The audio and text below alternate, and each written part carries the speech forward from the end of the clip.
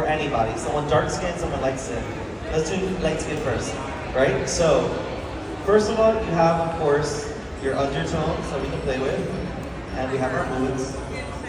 That's cool. But I want to play with adjustment tools. Adjustment tools is like very overwhelming. You're looking at this, you're like, what do I do? Well, the one thing that we know is the word saturation. Probably because of Instagram. Now, what does saturation do? It either makes you black and white, or, and you're orange. Almost nobody is this color. So, how do we fix this? I don't want you to use saturation anymore. I want you to use the one next door. It's called vibrance.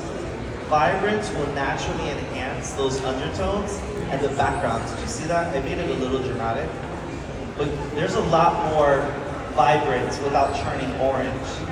Now, I'm gonna speak for all white people right now. White people suffer from redness. You run, you're red. You got a pimple, I can see it, it's red.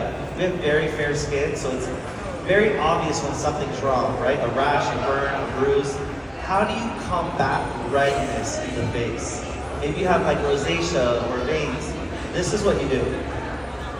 Tint. Now tinting does one of two things. It either increases the redness, which we don't want because no one is purple, or I can pull back the redness.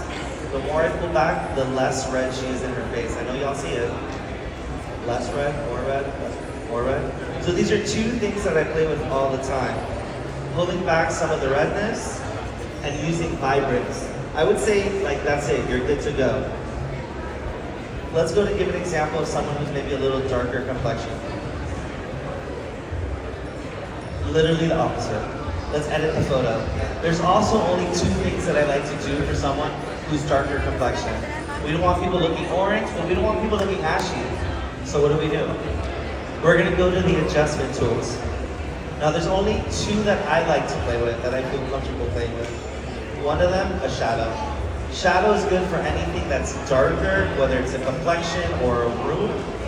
And I can increase the shadow or opposite, pull things out of a shadow. So now I can see the beautiful structure of the face, right? Second, saturation.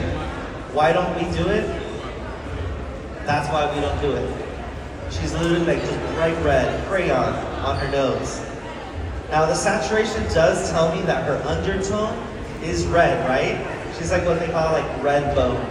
But we're not saturating her skin. We're gonna go next door, vibrance. I'm gonna do it pretty dramatically, just so that you see it, but like it's night and day difference. We have